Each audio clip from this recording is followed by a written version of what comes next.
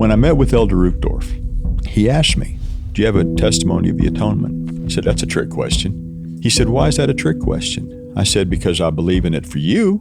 I don't believe in it for me. He said, why not?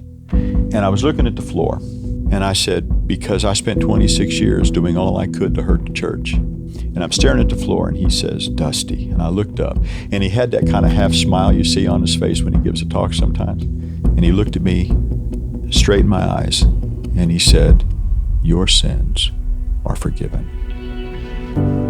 Wow. That I could do all of that, and the Lord still says, I still love you. You get another chance.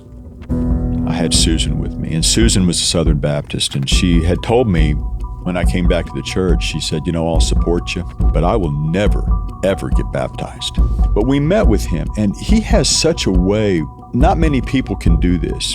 When he speaks to you, you feel the love. You feel it. And he turned to her and he said, I know that you're not a member of the church, but bring what you know and we'll add to it. And then he told her, he said, I know that Dusty wants to be sealed to you. I'll save a place for you in the temple. They chatted for a little bit. Next day, she said, I'm ready for the discussions. A few months later, I had that unique pleasure of baptizing my own spouse. And then a year after that, we were sealed in the Salt Lake Temple.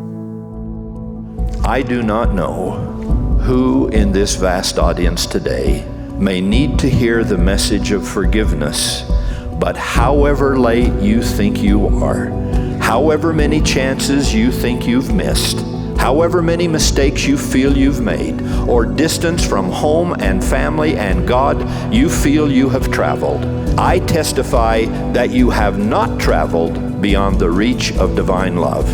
It is not possible for you to sink lower than the infinite light of Christ's atonement shines.